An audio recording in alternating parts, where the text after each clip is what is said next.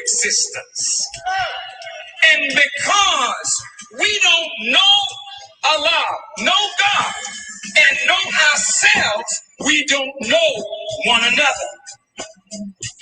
Look, when I see you, I know who I'm looking at. There's not one of you in this place that I don't love. I may never have met you before, but when I see you, I know who I'm looking at. And I know that I have a duty by you. And you will never find me disrespecting any of you because I know who you are. It makes no difference how young or how old. You are from Allah. Listen now. And therefore, the essence of you is Him. I'm going to say that again.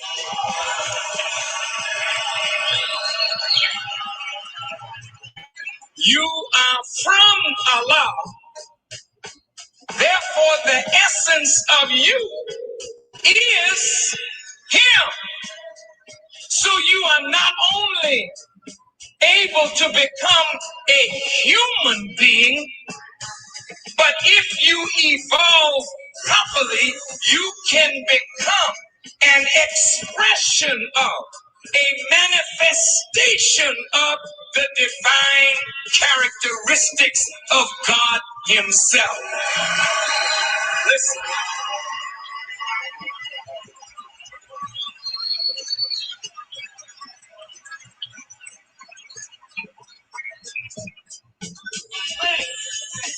So the Bible says, how can you love God whom you have never seen and hate your brother whom you see every day? Let's not just say it, let's understand it more. Listen, how can you love God whom you've never seen and hate your brother whom you see every day? Now the principal words in this is God and brother. And you have love and hate. Two opposites. But God and brother are not opposite. God and brother are similar, but you love one that you've never seen and hate the other whom you see every day. Well, now what Allah is saying to us is when you hate your brother, in whom is the essence of God, you are hating God. So the question is asked, how can you love God whom you've never seen and hate your brother in whom God is? And you see Him every day. So the Honorable Elijah Muhammad said, every time I see a black man, I'm looking at God.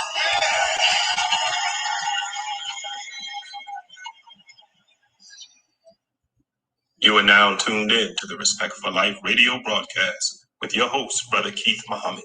This program is dedicated to the unity and upliftment of the Black community. Our goal is to change the world, one mind at a time. Assalamu alaikum. Peace and blessings, everyone. Welcome once again to the Respect for Life radio broadcast. I'm your host, Brother Keith Muhammad, coming to you live via cmpradio.net.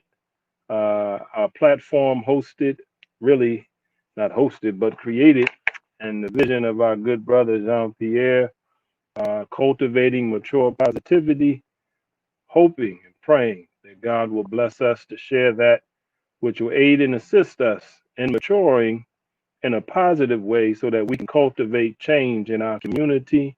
We're thankful for everyone that's tuning in right now live, and we hope and pray all those that will tune in later and view that you will find our discussion, our topics fruitful, enlightening, informative, and hopefully inspirational, that we may begin the journey of life. Not that all of us haven't already started it, but they say that every day is a new day.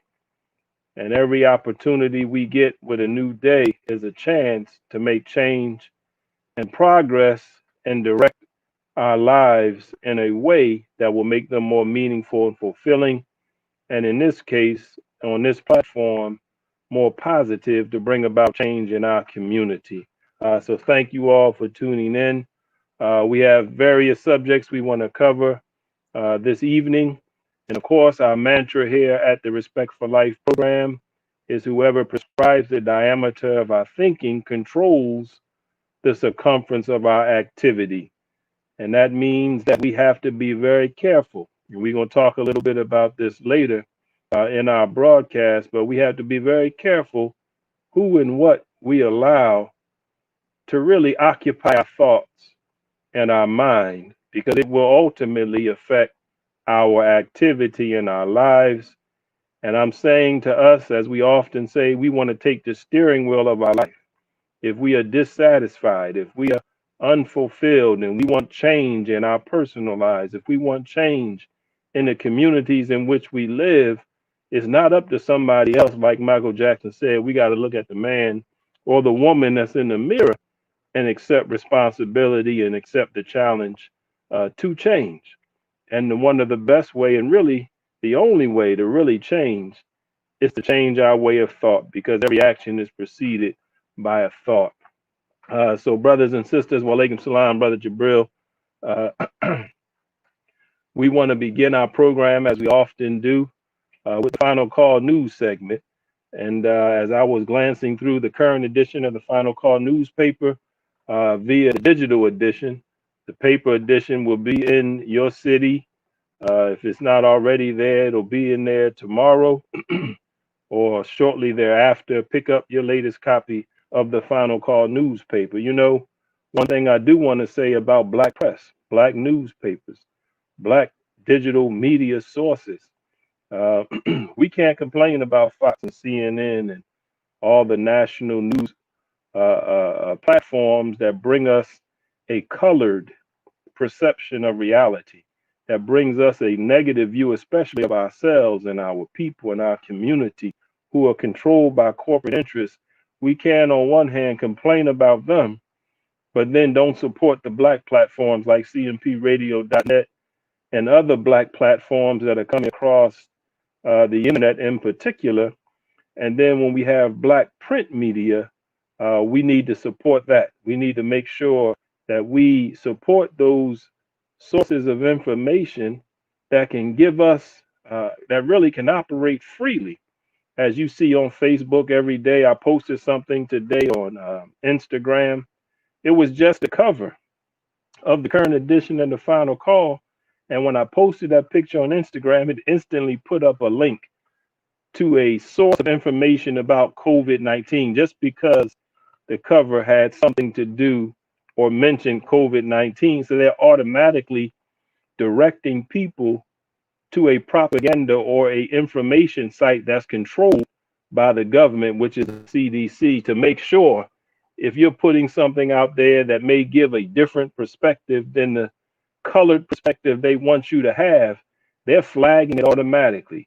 We know people be in Facebook jail all the time. People get shut down on Twitter. They take down videos. They take down posts that's not in accord with the agenda of those who have power. So when you have independent sources, when you have black news, print newspapers and platforms, let's give our support to those platforms. Let's donate. Let's purchase. Let's make sure we keep black news and independent sources of information free to operate on our behalf. With that being said, make sure you get the latest copy of the Final Call newspaper, or you can subscribe at Digital Final Call or finalcalldigital.com. But anyway, in the current edition of the Final Call, there's a news article that I came across today that is dealing with one of the effects of this pandemic. We know there are many industries, businesses that are suffering But one interesting article that's in the current edition in the final call, it says that pandemic is causing some doctors to leave medicine. During the worst pandemic in American history, a recent survey of doctors found 8% indicated they have closed their practices. And that may sound like a small number, but that number seems small, but there are more than 200,000 US practices, according to the data for market research, which means there's a potential loss of 16,000 medical practices. And of those physicians who indicated they have closed their practices, the majority, 78%, are surgical or diagnostic, internal medicine, or other specialists, while 22% are primary care physicians. See, and then it quotes our sister in Philadelphia, who's a part of Muhammad's Mosque number 12, Dr. Safia Shabazz. She says doctors have a big heart and want to help people, but I don't know too many people who wanted to do it at the expense of their physical health in terms of immediate threat of getting sick and dying. And Dr. Safia Shabazz told the final call. So you have many doctors. You have up to 16,000 medical practices being affected or being closed because of COVID-19. Now, we know in the Black community, we always suffer from a lack of access, good health care, and we absolutely need more Black physicians. We talked about it a few months back about the mortality rate of Black babies, how much lower it is when the mother has a Black doctor. This is just reality. So you see one of the effects not only of businesses like restaurants and retail stores and other places that suffer from this pandemic lockdown, you have the very people who have gone into the practice of medicine who want to help maintain the health of the community. Many of them are not being able to make it through this crisis, although they are in great need. Um, so 8 months into this COVID crisis, doctors are dying, experiencing some of the most stressful situations that they were clearly unprepared for. So they did a study. 3,500 doctors were polled by the Physician Foundation in August, and they found that 54% of the doctors have experienced pandemic-related furloughs and layoffs. 26% say at least a third of their practice work continues to be unpaid, while 28% permanently reduced the size of their staff because of COVID. So the medical field, which is should be the key field or is the key field in this pandemic crisis, is being adversely affected in many, many ways. Not only are the doctors themselves putting the nurses and everybody tied to the healthcare system are being affected in many, many ways. And the healthcare system right now is the largest employer of people in America. In this article, it talks about that over the last couple of years, it became the number one private employer of individuals all across this nation. So it's something to keep your eyes and ears open to. I know I'm not a doctor, but if I were a doctor, if I were a nurse, I know doctors, nurses, and people working in that field. It's a very difficult, very challenging time for them as well as everyone else in a crisis like this, and they're putting themselves in harm's way. So that's one of the story. Many other stories in the Final Call newspaper, different topics that will be of great interest to you and to our community as we keep abreast of what's going on. Because right now, if you watch the national news and even the local news, all you're gonna get one thing after another will be, the ticker in the corner telling you how many people are dying, but they're not even covering, they're covering different issues related to the new administration versus the old administration and things like that. But you have a 24-hour news cycle that gives very, very little news and information. But in the Final Call, every edition, you get about 40 pages of news and information, local, national, international. That is of use, and it gives you a different perspective, even of the stories that you have heard about and are seeing on other news sources. With that being said, I want to bring up a topic related to COVID-19, but it's the hot topic of the day. Just today, I believe, in the UK, the first person was vaccinated with the Pfizer vaccine. I believe this week they're looking for FDA approval for the Pfizer vaccine, the Moderna vaccine here in America, and vaccinations. And the topic of vaccines is really at the forefront of many of our minds right now. And they have went through this Operation Warp Speed and are preparing now to distribute millions upon millions, even billions of doses of this vaccine in the next several months.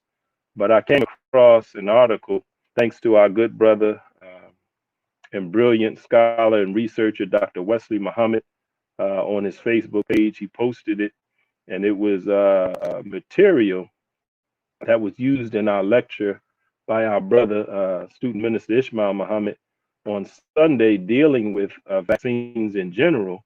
But Brother Wesley Muhammad, a great researcher, uh, back in May or March, I believe, it's in the article, I have to look at it. But he, on Brother Ben X's podcast show, was covering the subject of vaccines.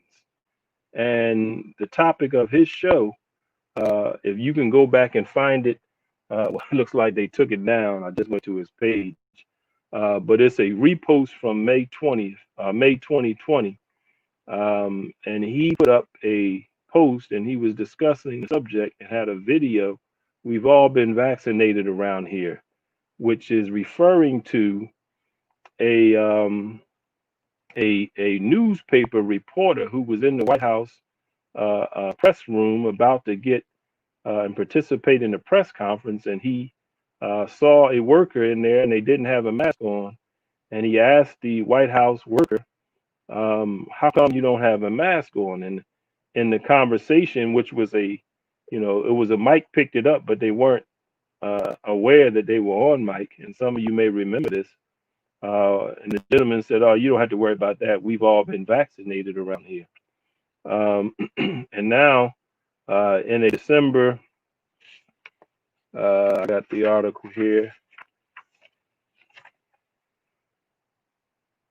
In a December 7th article in the New York Magazine, Brother Wesley brought this on his December 7th, 2020 issue of New York Magazine, has a headline that says, "We had the vaccine the whole time." It says, "We had the vaccine the whole time." And the very opening paragraph of this article states, "You may be surprised to learn that of the trio of long-awaited coronavirus vaccines, the most promising, Moderna, the mRNA 1273, which reported a 94.5% efficacy rate on November 16th, had been designed by January 13th. This was just 2 days after the genetic sequence had been made public in an art of scientific and humanitarian generosity that resulted in China's Yang Zhenzang being temporarily forced out of his lab in Massachusetts. The Moderna vaccine design took all of 1 weekend. It was completed before China had even acknowledged that the disease could be transmitted from human to human, more than a week before the first confirmed coronavirus case in the United States." So here there's an article that touches on a vaccine that was already designed in January, and Dr. Wesley in his research found, and God willing, one day we have to get him on the show so he can go into detail on not only this subject, but many different subjects that he has researched over the years that is very, very, that are very important to the Black community. But anyway, in his research, he found that this vaccine was actually developed a coronavirus vaccine in 2015, and it's been frozen on the shelves in the laboratory waiting. And this January, they rolled it out and they revealed they had this vaccine because they had been working since 2003. They talk about it in this article since the first SARS outbreak. Remember, there was a SARS outbreak in the early 2000s, and that SARS outbreak uh, sent them on a mission. That's why this is COVID 2. That SARS outbreak, COVID 19, pardon me, SARS 2, that outbreak had them on a mission, and they ultimately came up with a vaccine. And Brother Wesley, if you go to his page and look at that video, if they allow it to play, he goes over that history and talks about that incident at the White House along with others. So it was very interesting that even in the New York Magazine, they would admit that there was a designed vaccine as early as January. It goes on to say by the time the first American death was announced a month later, the vaccine had already been manufactured and shipped to the National Institutes of Health for the beginning of its phase 1 clinical trial. This is as the country and the world are rightly celebrating the fastest timeline of development in the history of vaccines. It also means that for the entire span of the pandemic in this country, which has already killed more than 250,000 Americans, we had the tools we needed to prevent it. So there was a vaccine that was in existence. You even heard a hot mic at the White House catch someone saying that everybody around there had already been vaccinated. And based on the research of Brother Wesley, it was already in existence as early as 2015. So this Operation Warp Speed and this Moderna vaccine, which is based, as we talked about last week, on mRNA technology, is something that potentially was present, not potentially, but that was present and could have potentially helped in the lowering of the numbers of death. But in this article, of course, it says, to be clear, I don't want to suggest that Moderna should have been allowed to roll out this vaccine in February or even May, when interim results of its phase 1 trial demonstrated its basic safety. So they're not saying it should have been out, but they do say, could things have moved faster from design to deployment? And they talk about, the grim predictions of the winter and how possibly it could have came out earlier. But it does go on to say it's worth noting, as early as July, the MIT Technology Review reported that a group of 70 scientists in the orbit of Harvard and MIT, including celebrity geneticist George Church, were taking a totally DIY nasal spray vaccine, never even intended to be tested or developed by personal genomics entrepreneur named Preston Estes. So they were talking about a vaccine that was being used, MIT and Harvard. So there's a lot, brothers and sisters, that we need to be aware of as it pertains to this vaccine. And I have to reiterate what my teacher instructed us, but really warned the entire world, the brothers and sisters in Africa, the leaders of Africa, and all of us who are wise enough to take heed, not to take this vaccine. Even though there may be a vaccine that they have that may not be dangerous, we cannot, and that's what Brother Wesley's video is talking about. They can present a vaccine as a Trojan horse. And if you know the story of the Trojan horse, the horse was presented as a gift. In this case, a vaccine presented as a solution, but inside the horse, there were soldiers and troops ready once they were able to get inside and break down the defenses of the enemy to come in and take over. They say, as for me and my household, we're not going to take their vaccine, and you would be wise to do the same, but you should do your own research. You should do your own investigation.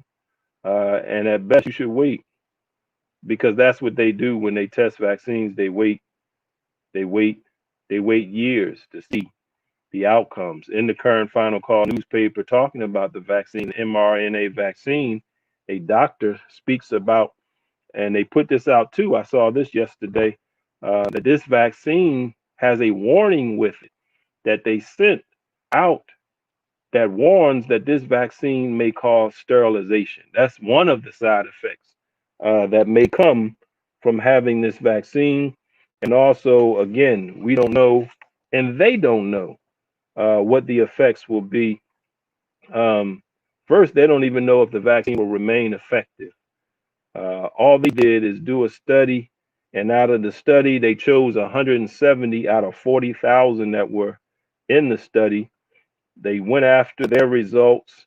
They saw that the numbers were such that 94% of the people um, who were vaccinated did not get the virus. So, it's very important for us to do our research, and we would be wise to pump our brakes. Don't be first in line. They had a 90-something-year-old woman, I believe, over in Europe taking the vaccine. So she was just saying if she could take it, then you should be willing to take it. They're going to roll out the celebrities. They're going to roll out the entertainers. They're going to roll out, as they already said, President Obama, President Bush, President Clinton, Joe Biden, Kamala Harris, whoever. Line them up for everybody to see that they're getting their vaccine. So that should mean you and I should be, encouraged, and we should be confident that the vaccine uh, is safe. Don't fall for the okie doke, as they say.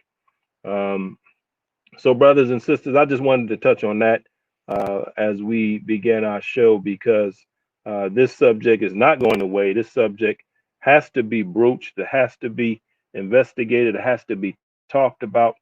You have to think long and hard over whether or not you want to take the risk. See, because it's a great risk and it's an experiment, because they have not done their due diligence as it pertains to the long term effect of this vaccine. They only went through some trials. As I said right here, this 94% efficacy rate is really only dealing with 170 individuals. Let me read this. Um, it says here the Pfizer vaccine's reported effective rate is only an interim analysis, an early look. While there were more than 40,000 participants in the overall trial, this reported efficacy is based on 170 individuals. And this person is saying, I'll be curious to see whether the efficacy rate holds up when more data is revealed, wrote Mr. Hawthorne. See, we also don't know how long this vaccine will remain effective. While vaccines are normally not approved unless they protect people for at least a year, these aren't normal circumstances. Messenger RNA, the method used by Pfizer vaccine candidate, is very unstable, and no mRNA vaccine have yet been approved for human use. Creating mRNA in specially designed stainless steel bioreactors requires sterile conditions with a precise temperature and humidity. This instability is one of the reasons the vaccine must be kept cold. See? So it's something they've never done, as we said. They tested it, but the results that they're saying out of 40,000, they're hailing a 94% effectiveness only out of the 170 people that they dealt with. So that's not a lot. So they hype in 94%, but that's only 170 out of 40,000. What about the other 40 or 39,000 people? Over 39,000 people that you did with the trial. We're not hearing anything about that. So it's important that we do our due diligence, brothers and sisters. Um, we cannot trust our enemy. We cannot trust a nation, a government, and a system that is proven to be our open enemy up until this very day. So if we can't trust them, then we should not line up and just go hook, line, and sinker uh, to take into our body something that they don't know and we don't know the long-term effects of. All right. So I wanted to bring that up. That's the COVID vaccine news topic, if you will, for the program, for the majority of our program. I want to talk about something that I was reflecting on last night in one of our classes, but also just in reading and thinking and reflecting. You know, it's important. As we said earlier about our mantra and what our show likes to highlight with the subject or the title being respect for life, we want to look again at our life. We want to reflect upon, you know, what are the thoughts? What are the uh, ideas and concepts that we base our existence on that lead to the activity and the lifestyle that we practice? So, in this next part and for the remainder of our program, we want to talk about really um, who or what is ordering our steps. Who or what is ordering our step? As you see there, about to come across the screen or at the bottom of the screen, it says, "Who's ordering your steps?" We live every day. We practice a lifestyle, or as the Honorable Minister Louis Farrakhan in his great book, Torchlight for America, he said that we really don't practice a lifestyle. This great book that came out in 1993, they're supposed to be bringing out an updated version, but this book, along with really every book from the Honorable Elijah Muhammad and the minister, I highly recommend, of course. But in that book, he talks about us practicing a death style rather than a lifestyle. And when you see the condition of our personal lives and our community life, we see that we shorten our lifespan. The years that we have once we get out of our early youths, the teens and the 20s, and some of us don't even make it there. We're suffering from all kind of maladies, all kind of sicknesses, all kind of diseases. We're worn out and broken down, and it looks like life has beaten us up. And the Holy Quran speaks of a day like this when it says, in this day, it calls it the shock of the hour. You will see children's heads turning gray. And you can see worry and stress on the minds and faces of even our young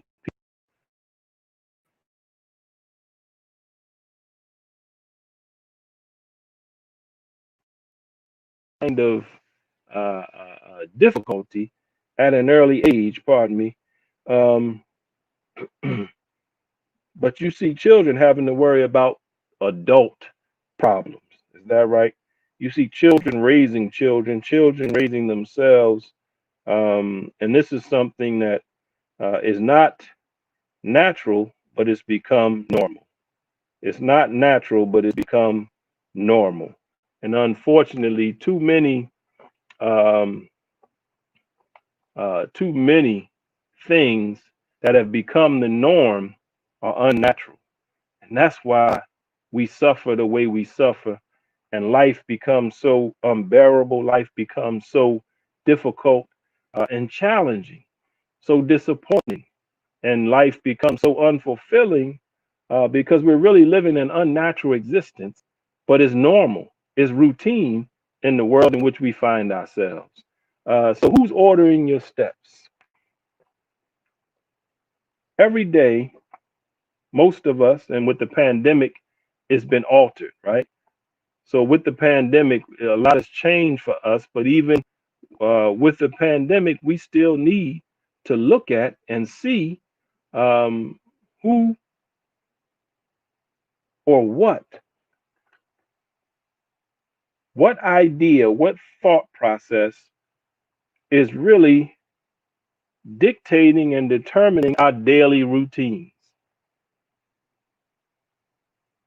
And based on where we are in our life as far as satisfaction, success, um, whether we are happy, whether we're experiencing joy, whether we believe it or not, or know it or not, even though Allah says in the Quran, He created man to face difficulty and that struggle is ordained, life was not meant to be a drudgery. Life was not meant to be this painful existence, and we go through it in some totally,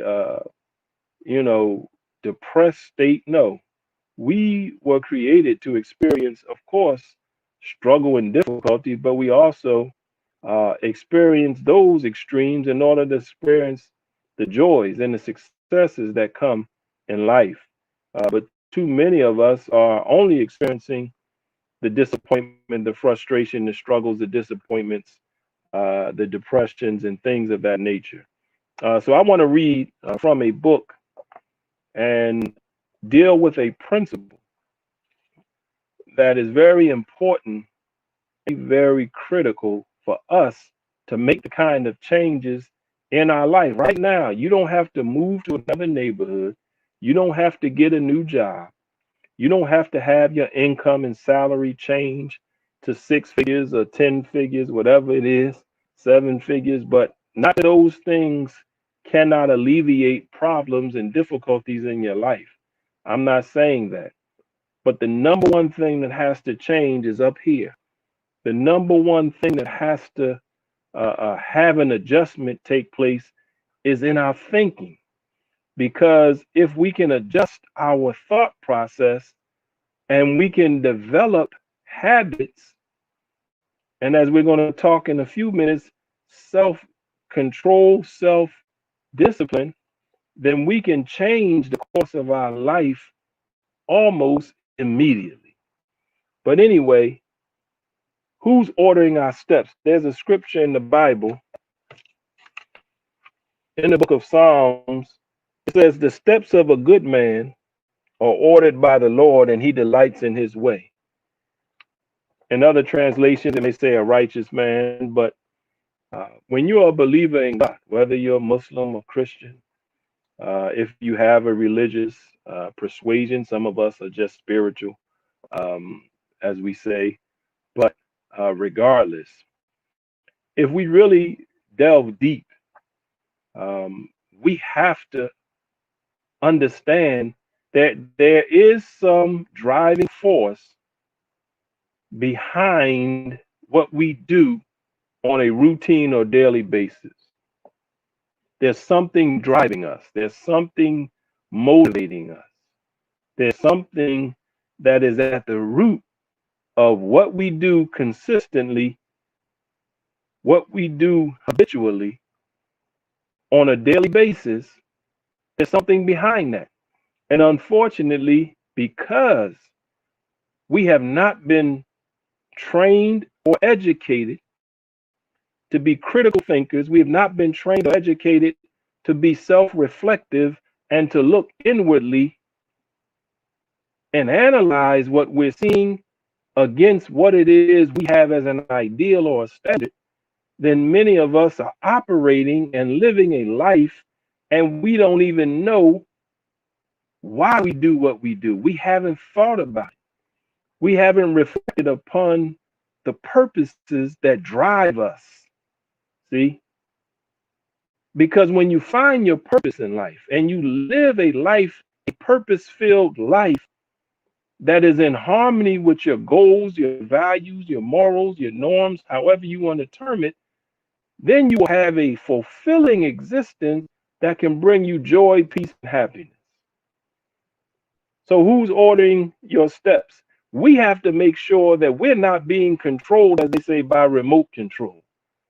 We talk about social engineering. We have to understand that there is a concerted, systematic effort to keep 85 to 90% of the masses of the people operating on a very low level in order to serve the purpose of 10% of the people who rule and dominate over the earth.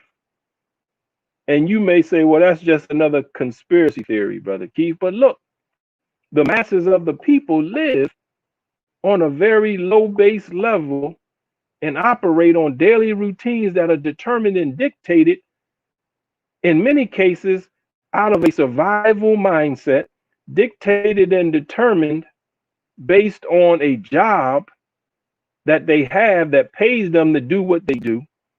Many of us work 40, 50, 60, 70, 80 hours a week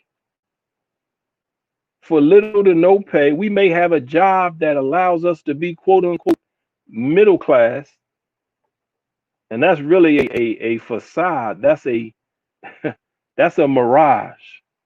Middle class is just the working poor who work at a level that allows them to acquire some of the more I guess luxurious or luxurious type items, or live in a certain neighborhood. But most people are two, if that, one or two paychecks away from being destitute or out of doors. If we miss 6 months of income, most of us, if it wasn't, that's what's happening right now. A lot of the rent eviction moratoriums are going to expire at the end of this year. The unemployment benefits for many people are ending in a couple weeks. And these things are going to put the American people, over 20 million of them, in a very, very precarious, very difficult circumstance if they don't pass something to extend these benefits. But my overall point is, most people are operating and doing things because they have to do them, and there's a need and a mindset behind it that makes us feel like we don't have any other alternative. So we get up and go to work at a job we don't like, and we do the things we do on a routine basis, and we don't really think we have a lot of control over it. But let me get to what I want to read here from another book. This is something that the minister gave us several years ago, but it's dealing with order.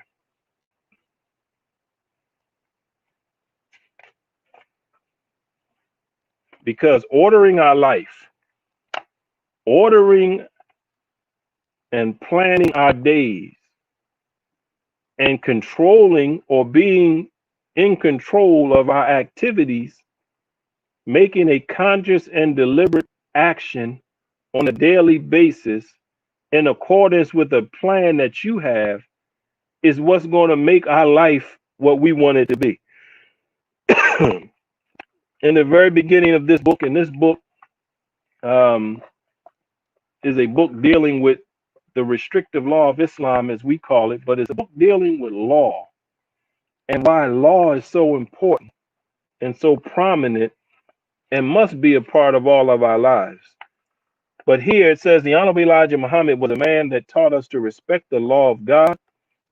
He was a man that taught us also to respect the laws of man. Why should we respect law? There is no civilization, no nation, no society that is ordered if that society does not have law. And when you have a society that has law and the citizens of that society do not respect the law, then you have a disordered society. The Honorable Elijah Muhammad taught us that the first law of the universe is motion. Everything that is living is moving. We live in a universe where everything is in motion and nothing is really standing still. And when you have motion, the Honorable Elijah Muhammad teaches us the second law of the universe is that you must have order. So if you're moving, you're acting, you're living, you're in motion, you got to have order to that motion. Disorder is the very opposite of order. Order presupposes obedience to law, rules, and regulations. Once you have motion and no order, then the motion starts tearing itself apart. Without order, then you bring your motion to a stop. Disorder produces death of a society, the death of a nation, the death of a civilization, and it produces your and my death if our life is not ordered. We have to order and structure our life. If we are doing, if we are acting, if we are participating in daily action, daily work, whatever it may be, every day that God gives us on top of the dirt, we have to begin to make sure that it's in order. And it's in an order that we determine based on what it is we believe and that we hold as a moral, right, or just, or principle. But there has to be order, and you can't have order without law. So all of us live by a set of laws, but some of us live by the law of the jungle. And we call the streets and cities of America concrete jungles. It's a dog-eat-dog world, they say. Only the strong survive. See? And you have this savagery, you have this way of life that is not a lifestyle, as we said, but a death style. And you have chaos and confusion, or you have lawlessness. And this brings about the deterioration and the breakup of any kind of civilization. But on a personal level, we have to set up laws we live by, principles we live by. We have to set up and order our life according to those laws and principles.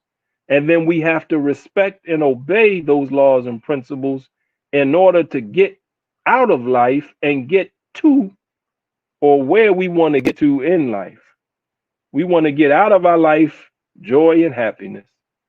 See, most of us, we got this goal to get money. We got this goal to start business, to be an entrepreneur, and all those things are great. But let me say this, if the goal is money, then we're never going to be fully satisfied, and we're not going to be fulfilled and have the joy we think we're going to get. Because what we really want is joy. We want peace of mind. And we feel like, based on our circumstances, you know, if I had a little more money, I'll be able to get those things. And don't get me wrong, money can solve a lot of problems, but money cannot make you happy. And when you have a life that's being driven by a dollar sign, or you have a life that's being driven by just the bare necessity of surviving, then it's going to be a life that wears away and tears away at the fiber of your being, and will really not generate the happiness and the peace and joy that we should be getting out of life. So, who's ordering our steps? You should be ordering your own steps. And if you believe in God, or you believe in moral principles, then those moral principles, or that God that you believe in, has given you the laws, rules, and regulations that structure and order your life. Then the challenge is, can we plan a life that's in harmony with the laws, rules, regulations, or principles that we believe in? So let's think, brothers and sisters. Let's think about where we're at in our life, what we're doing in our life. And we ain't got a lot to do now. We're in quarantine, we're in lockdown, however you want to put it. But this is like the best time to take the time to look in the mirror, look at ourselves, and reflect upon where we're at in our life, what we want out of our life, where we want to go in life. What is it that will make us happy? What are the things that we hold dear and near to our heart as it pertains to our moral conduct, our moral conscience? And then let's plan our days. So you can't plan your life without planning your days. See, it's very important to plan. The Holy Quran over and over again tells the Muslims that Allah, God, is the best of planners. We should take a hint from that. It should be very, we should be very aware after reading, and if we're Muslims, we should be reading the Holy Quran. If we read that over and over again, it talks about the enemies of God planning. The devil plans, the Jews plans, these ones plan, man plans. But then it says, God, Allah, is what? The best of planners.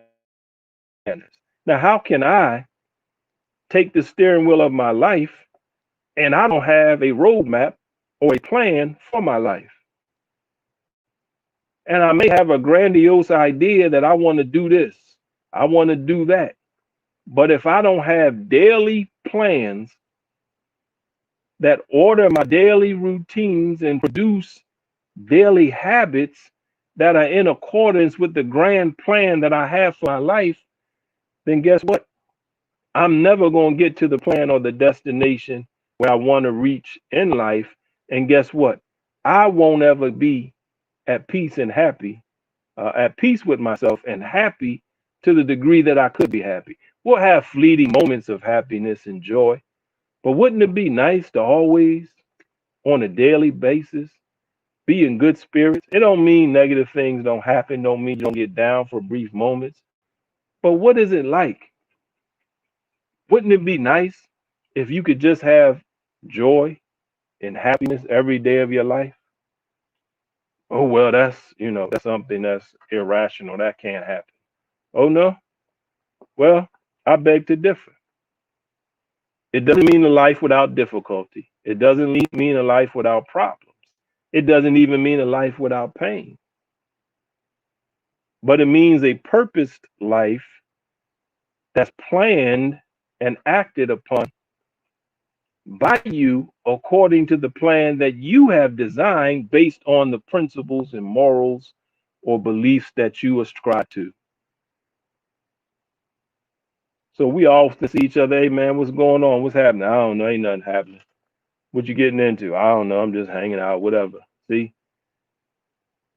Or we have our days planned around the schedule somebody else set for us. So now we go to work or we go online and we see our schedule for the week. Oh, I got to work 9 to 5, or I got to get this. I got to work 6 days this week. I got to work overtime this week.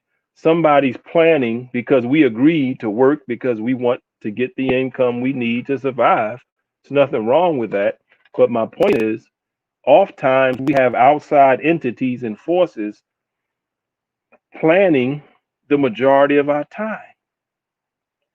And when somebody else is at the steering wheel or somebody else is ordering our steps, then it's not going to be the fulfilling existence that we desire. It's not going to produce the joy and peace that we should get out of life. So let's look at our day. What time do we wake up?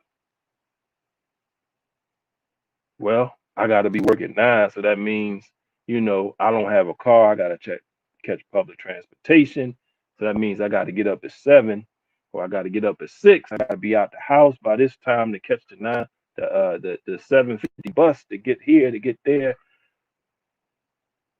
Or I don't have to get up early today because, so we go with the flow, as we say. But see, when you live in a life on purpose, and it doesn't mean, there's no variation to it, but you should set a time that you want to wake up every day, and it should not be based on external forces, external responsibilities that determine I got to be up in order to fulfill this obligation or that obligation. You may have to do that sometime, but we should wake up. We should choose when we wake up. And I have to say this, it should not be some late hour so that we can get all the sleep we want and we can get up out the bed at 11, 12 o'clock in the afternoon. Now, I mean, if that's, your choice, but I mean, that's half the day gone before we even get out of bed. But let's just look at it. What time am I going to wake up tomorrow? We should set a time that we wake up.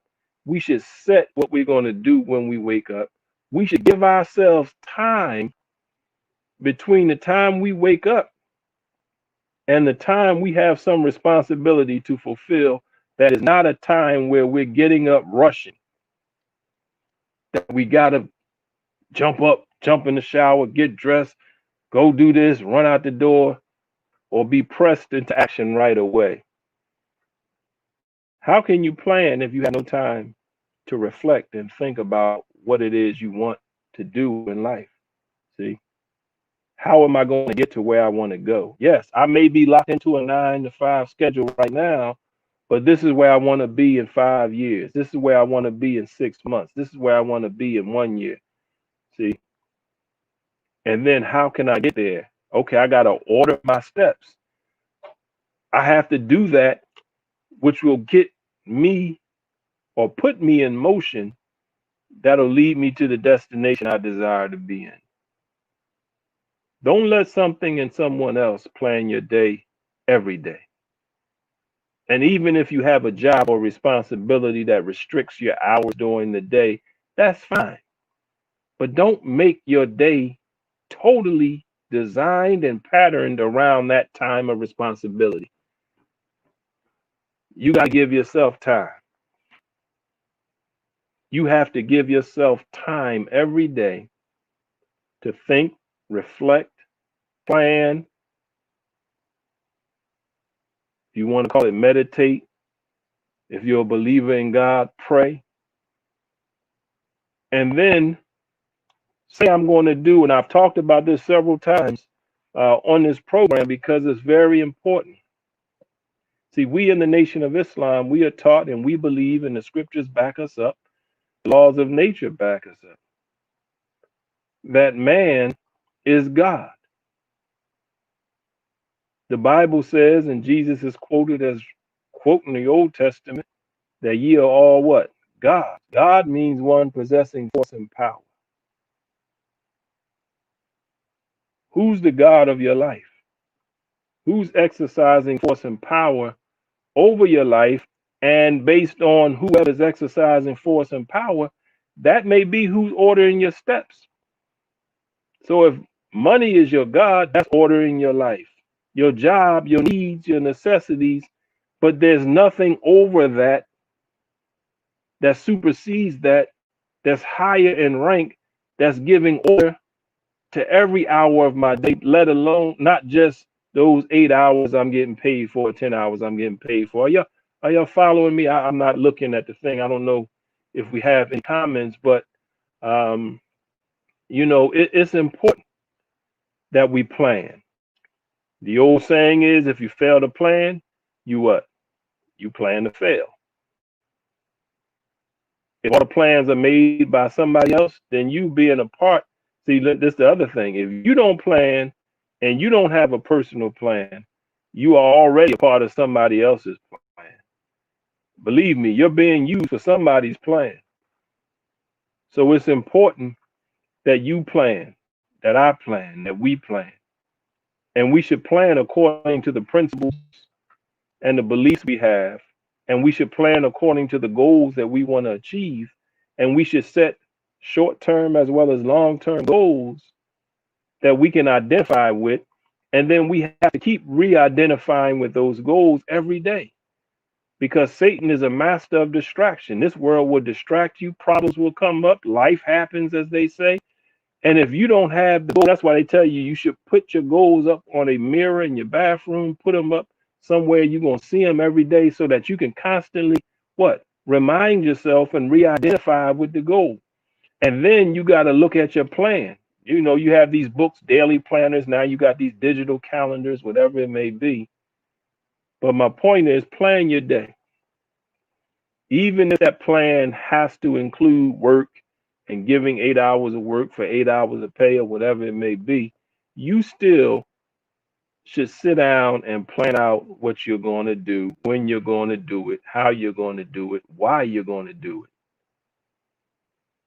Because when you do this and you live and execute on your plan, you fulfill or you exercise your willpower. And your willpower is really what makes you and I like and not like, but we are a God. Because we have the ability to say, be and it is. So it's important that we do that. Otherwise, we're not living up to our potential. We're just doing and being what somebody else determines we should do or be.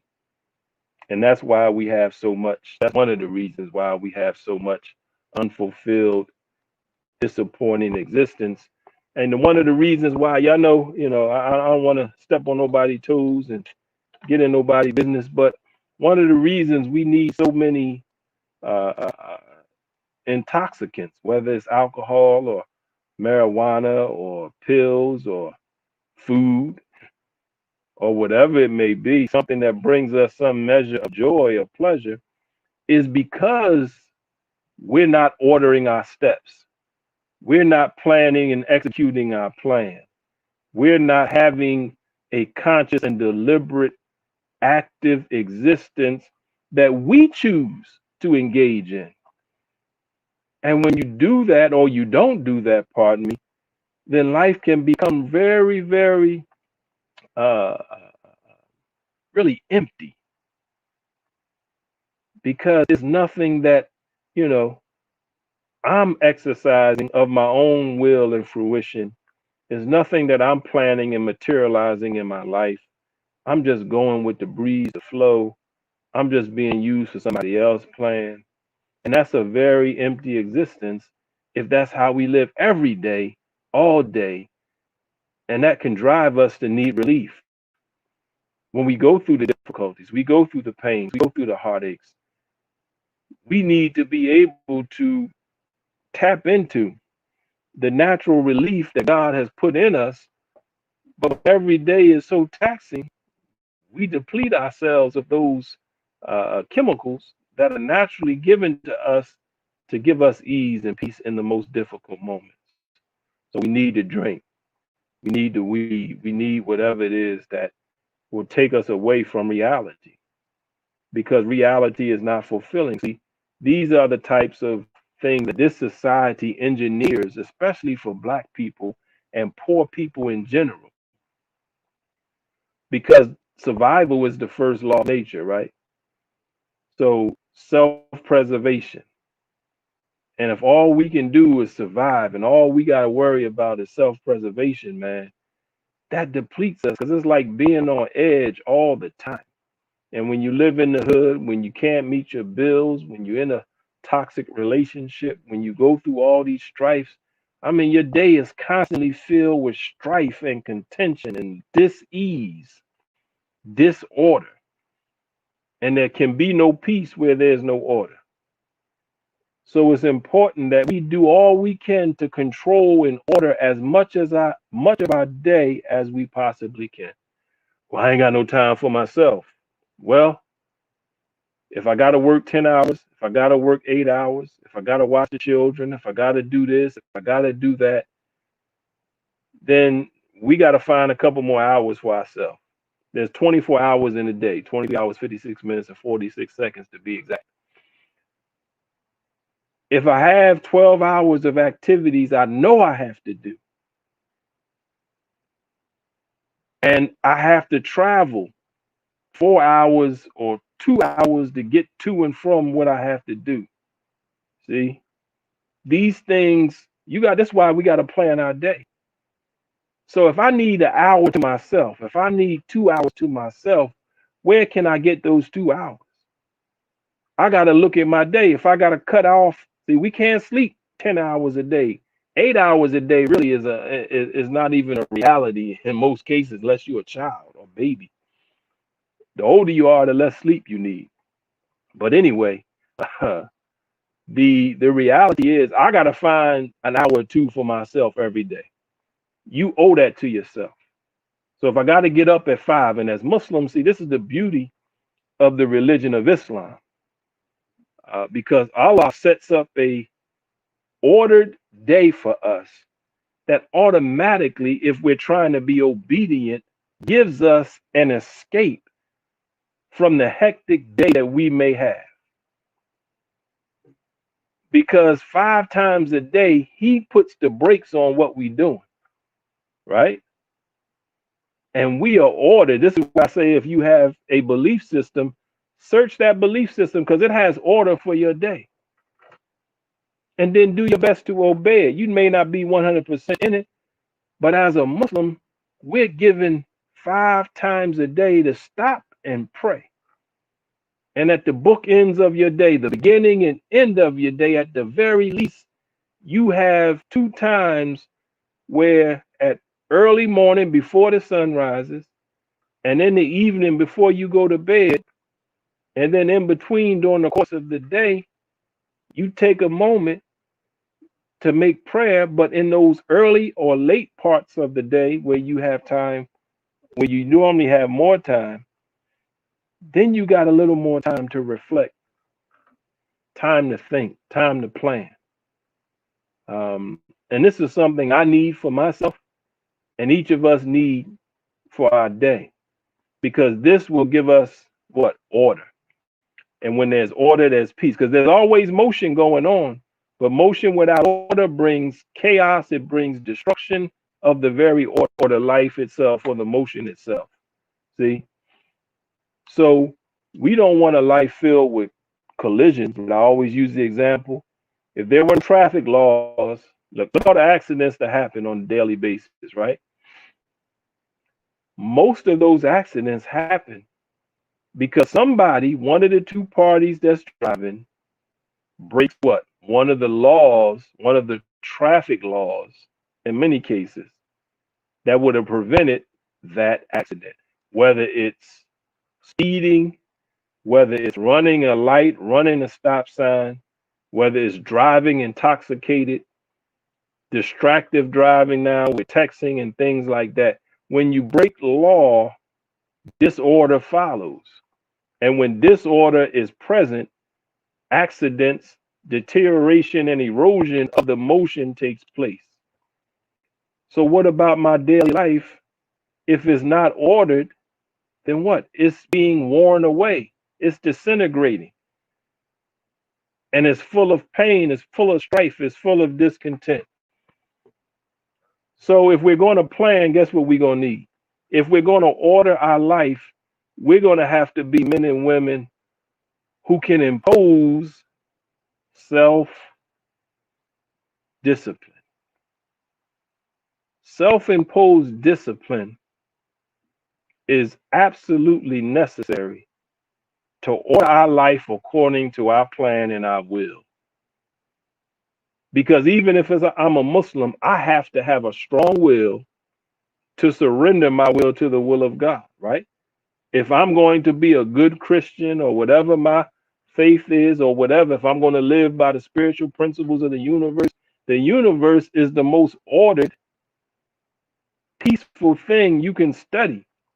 That's the macrocosm. And if you want to study it on a microcosm, study the human body. So if you study astronomy, I didn't say astrology. I know a lot of us into astrology, and Venus in retrograde, and Mercury in retrograde, and all those things. I'm not making mockery, but astronomy is the science. Astrology is a mixture of astronomy and something else. But if you study the order, the beautiful order of Allah's creation, God's creation, you see the law in action, and therefore you have the peace of the motion. You don't have planets colliding.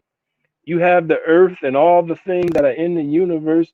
Every now and then you get meteors that come and may strike the earth, but most 99 times out of 100, they're going to be so small because the earth has an atmosphere that burns them up before they hit. But my point is, you see divine order when you study creation.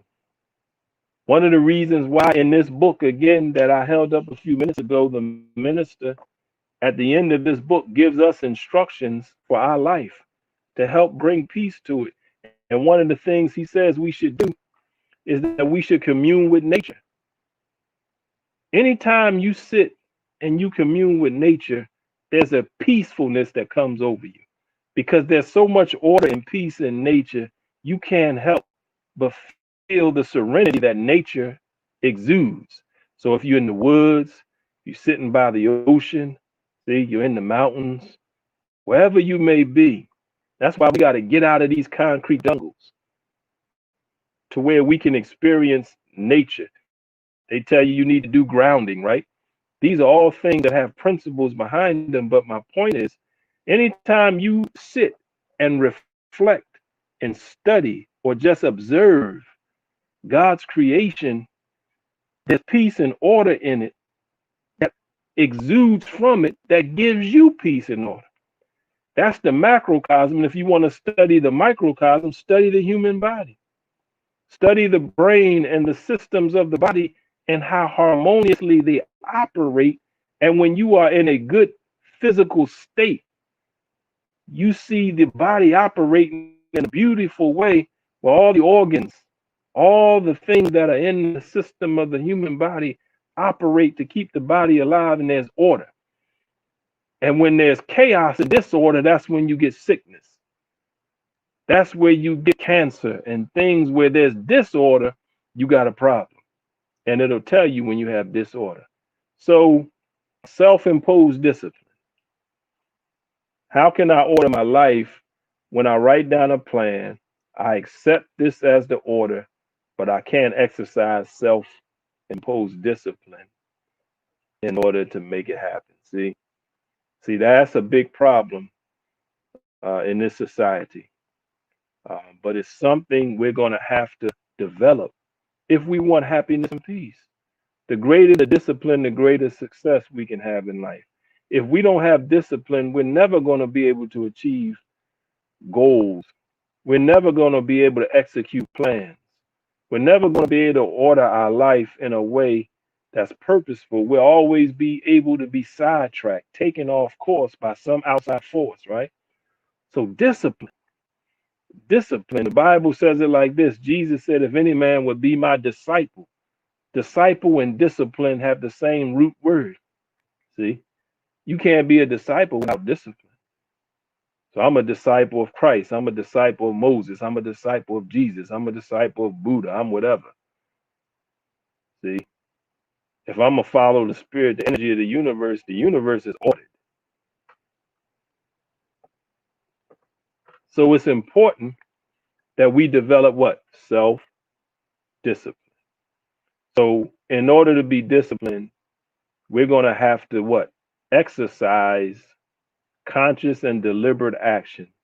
We're going to have to develop good habits that are in accordance with what? Our plan. So let's get out the back seat. Let's get out the passenger seat.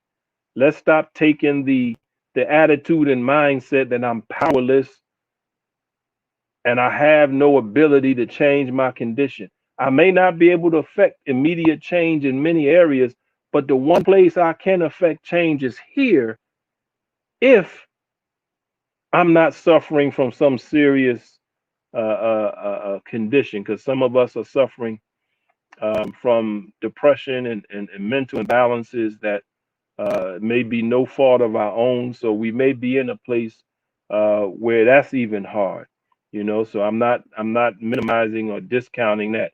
But for those of us, because we all got some issues, all of us, right?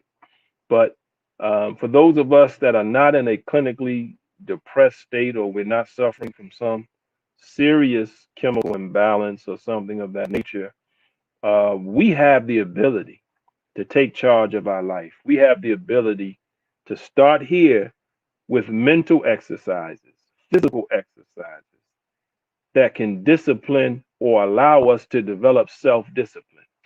See, as I said earlier, setting in motion a plan of action for every day. And once you get into a routine, we are creatures of habits. So once you may have to set the alarm clock. If I want to wake up 4 o'clock every day, you say, God, brother, why would I want to wake up 4 o'clock? The old commercial, they used to say, join the army. We do more before 8 a.m. than most people do all day. You'll be real surprised how productive those early morning hours are, whether it's just for thought and planning or actually doing. Because this is the natural order. Your body has a natural clock, biorhythms, all those things. And it's in harmony with the creation. That's why staying up all night, working at night, all these things throw off your internal clock, and it causes health issues as well as other things that throw you out of whack. And that's why this 24-hour day rigorous life that this world has established is against really the order of God. You have some nocturnal creatures in nature, but they serve a purpose. But most of the creatures, the Quran says it like this, and for man in particular, the night is made for rest and the day is made for work. But when you take time early in the morning, before most of the world is active and the hustle and bustle of the day is going on, you should be up. I should be up. We should try to get up so that we can hear the birds when they start chirping. That's a very serene thing. If you can get up and sit and you don't hear nothing, you don't hear the car horns, you don't hear the traffic, and it's very quiet, then you can hear yourself think. You can reflect on things, you can plan things. And then you start hearing the birds chirp and they start chirping. Then you start hearing a little more activity, and all of a sudden you'll start hearing cars and horns, and you know it's time. Okay, let's go. I got to go take care of this. But do yourself a favor. Do yourself a favor. Start little, start small. We want to gain willpower, which is really self-discipline. We want to be able to discipline our life according to the plan that we accept. If we're believers, then it's according to the plan of God. But God's plan is not detailed. God's plan is based on principles, and he gives us direction, but we still have to find a specific purpose in life and order our life according to that purpose and that plan. So every day, if you got to start at night and plan the next day, let's do that. Let's live our life on purpose, not according to somebody else's dictates. Let's order our life, put our life in order. I get up at this time, I go to bed at this time, I eat at this time, I work out at this time, I read at this time, I work at this time, I take time for leisure at this time. Discipline, self-imposed discipline.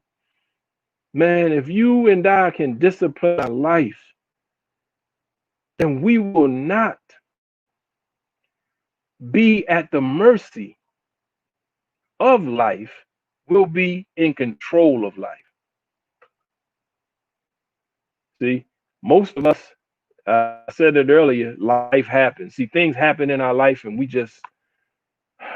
we're moved by that. That doesn't mean when we get disciplined, nothing will happen outside of what we plan. No, that's not what I'm saying. But in general, our routine and daily habits will be according to what we desire, what we plan, and what we execute. And I'm telling you, when you can fulfill your purpose or execute your plan and see something that you desired come into fruition, there's no greater joy in life than seeing your mind manifested in reality. I'm going to say that again. There's no greater joy in life than seeing your mind manifested in reality. What you have as an idea in your mind come into fruition, that's the greatest fulfilling joy you can have in life. And the more you exercise this power that God gave us, the ability to have an idea, to think, to plan, and then bring into reality what you think and plan, then you are exercising your God power. And then you have a measure of joy in life, a fulfilling spirit in your life that makes life a heaven rather than a hell. See, most of us living in hell, and it's rooted in how we've been trained to think about ourselves and about the world, and in many cases about God himself, that makes us feel powerless and sit back and live a suffering, hellish existence while other people live in heaven. The Honorable Minister Louis Farrakhan recorded a song many years ago, and we'll play it one day on the show. It's called A White Man's Heaven is a Black Man's Hell. And because of how we've been trained to think, the earth has been made a hell for the original people, and it's been the playground for the made man who came so much later than we who were here from the beginning. But now everybody's suffering because it's that time for a change of rulership on the planet. Satan was given 6 days to rule, but his time is up. And it's time for those who are of the original righteous mind to come back into the power of our being by what? Gaining back control of our minds. The Honorable Elijah Muhammad said the war of Armageddon is a battle for the minds and hearts of the people. And if your mind and heart has been and is being dominated and controlled by world affairs, by the dictates of this world's mind, then it's time to take it back. And it starts with self-imposed discipline based upon a plan that you have designed for yourself, a ordering of your steps that will allow us to walk up out of hell, walk up out of disappointment, walk up out of frustration and unfulfilled desires, the frustration of desires, and walk into the fulfillment of what we have in our mind for us that is really in accordance with the plan of God, that's in harmony with creation, and watch the joy come back in your life. So, brothers and sisters, let's not live in fear. One of the greatest tools of the enemy is fear. Right now, this COVID-19 is no accident, believe me, that when the numbers are spiking through the roof corresponds with when the vaccine is ready, right? So there's so much in effect. But see, I seen a picture on Facebook today how all these fruits and vegetables, it says the real vaccine. Take charge of your health. See, because I don't care how much money you got, health is the real wealth, right? You can't be happy and at peace when you're in pain and suffering because of physical maladies and sickness and disease. So, brothers and sisters, I hope we've said something that can benefit us. I know if we take the steering wheel of our life, I know if we order our steps, if we plan our days, and we impose self-discipline, you'll get out of life so much more than what you're getting now. I'll get out of life so much more than what I'm getting now. Imposing self-discipline and exercising your will according to a plan that you are in harmony with is the most gratifying, empowering thing you can do. And I'll save this, or I'll share this as we leave. In the Nation of Islam, we have a monthly fast. Now, I didn't do that fast this month for those that are the believers. And I don't know, Brother Kyle asked me the other day, and I wasn't on it. I don't know if he completed it, but I told myself I'm going to do it this week. And what I'm saying is fasting. The Holy Quran says fasting is prescribed for you. Now, this is very challenging if you've never done it before, but we in the Nation of Islam, every month we fast for 3 days out of the month. We're asked, we're encouraged, and we are taught to fast 3 days out of the month. One of the most self-empowering, discipline developing things you can do is fast. Deny yourself food on purpose. Some people have, struggles, and food is right now with poverty and the things going on. Some people have to fast out of, not out of choice. But if you can impose your will over your body, tell your body, I'm not going to eat today. Now, I know some of us think we'll die, but we are evidence that you won't die if you don't eat for 3 days, because we do it often. So I'm fasting this week. If anybody wants to try, and those are the Muslims who didn't do it this past week with the rest of the nation, don't just wait the next month, because sometimes I tell myself that I do it next month, but no, I need to do it this week. So it's important when you fast. It's one of the most, first, is very, very healthy. They've been talking about intermittent fasting now and these things. But when you fast, a 3-day, 72-hour fast totally reboots your immune system. The scientists of this world say that. So what we do on Thursday evening, we eat, and we don't eat again until the same time on Sunday. We can drink water or drink hot coffee or hot tea, but not with a lot of sugar or a lot of cream. The key is not starting your digestive system. I know this is hard, so start off. If you're used to eating 3 meals a day, just say I'm going to eat once a day. If you can get past that, just say I'm going to fast for 1 day. Don't hurt yourself. But the thing is, imposing self-discipline. Because if you can go 3 days without eating, man, that tells you, and that's one of the most gratifying things. You get strength.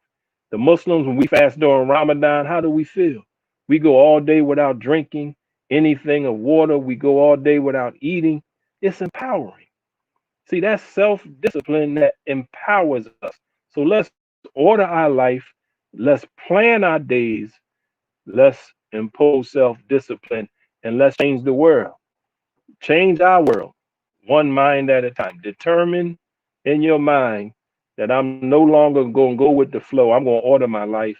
I'm going to take the steering wheel.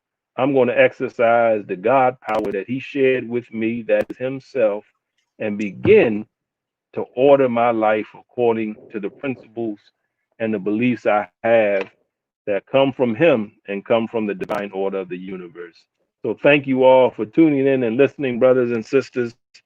It is something important for us in a critical hour like this. I know it's a soap opera. They say you only got one life to live. Uh, let's get all the joy out of it we can. Let's live life on purpose. Let's have good days on purpose. Let's plan our days and execute our willpower over our day so that we can get the joy we deserve. Don't wait thinking you're going to get it after you die. Let's get it now while we still around here on the ground. All right. So may God bless you all. I thank Allah for the opportunity to share these thoughts with you. Hopefully we gain something from it. God willing, we'll see you again next week. Peace. Assalamu alaikum.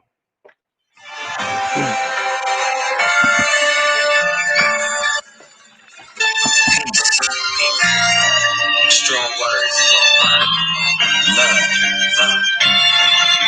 soul, and change. Yeah, this is Big Snoop Dogg coming at you live and direct. And I got something to say. You dig? Let's change the world.